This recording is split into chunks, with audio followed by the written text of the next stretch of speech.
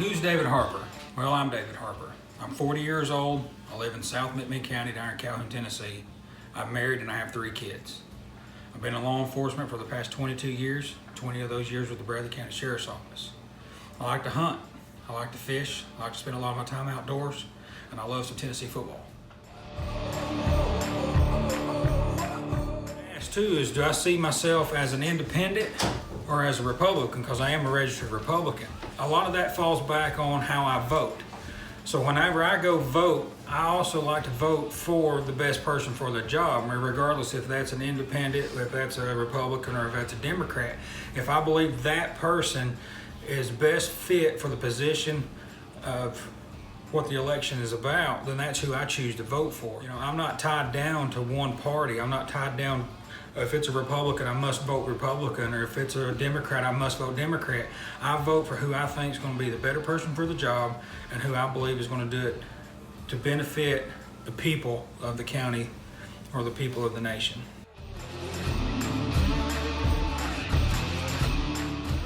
So Second Amendment, let's touch base on the Second Amendment. I'm a huge supporter of the Second Amendment. I take that just the way it's written, okay? Shall not be infringed. I believe that everybody should have that right to sit there and possess firearms. I don't think any government should be able to allow to come in there and tell them that they can't. Now, obviously, I've been asked about some of my arrest history on Second Amendment. You know, well, you arrested this guy because he had a gun. Well, it's because he was convicted of a crime where he used a firearm, and that'd be about the only time that we'd ever enforce any kind of firearm laws.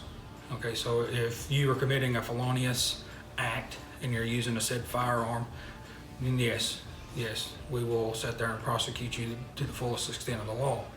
Now, do you expect my deputies to come out there and just be like, oh, I want to see your guns? It's not going to happen.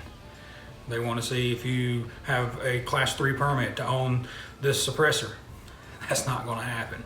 Or we're not the ATF, you know, we're the Sheriff's Department. So we're going to sit there and concentrate on providing the security to the county, to the citizens of McMinn, without trampling on your Second Amendment rights. We're also going to get with some of the instructors that work for the Sheriff's Department, and we'd like to host a firearm safety class at least once a month free of charge.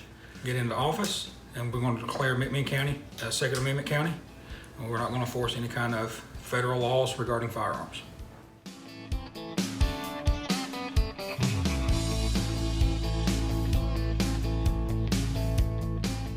A lot of that falls back on the Sheriff's Department. You're talking about security in the schools, and the Sheriff's Department provides officers to sit there and give peace of mind to the family members, to the parents of the kids that goes to schools. And we're not going to switch SROs around, you know, weekly, monthly, or yearly.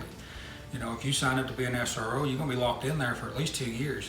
Now, there will be exceptions, you know, family issues, you quit, you move, or whatever. I understand that. But the way we're going to transition that in is having that new officer show up at least a week prior to the transition day, and they're going to sit there and talk to the school board members. We're going to talk to the faculty. We're going to talk to the kids, and we're going to send out a letterhead to all the students. The family members can sit there and say, know who's going to be the new SRO.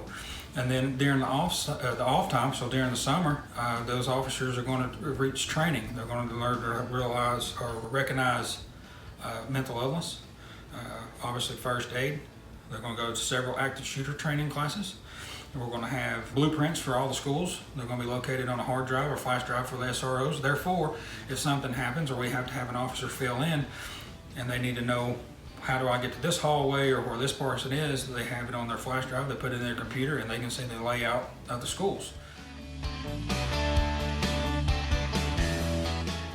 Narcotics Identification training. So we'll try to send a group of officers. I understand that we're limited on how many we have, so we'll send so many officers one time, we'll send some more officers the next time to this training. Officers will be able to identify narcotics that are being brought into the county, and obviously we'll put those people in jail. I also like to sit there and start a drug unit.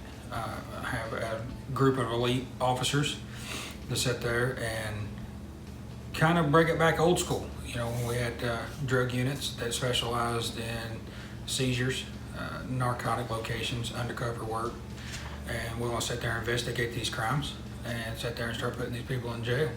You know, we need a interdiction back. We need to bring that back, and if I'm elected to sheriff, that's what we're going to do. And we'll get these drug dealers and users and sit there and start putting them in jail.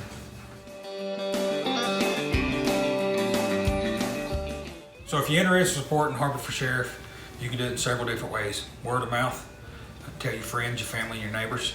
Check out the website.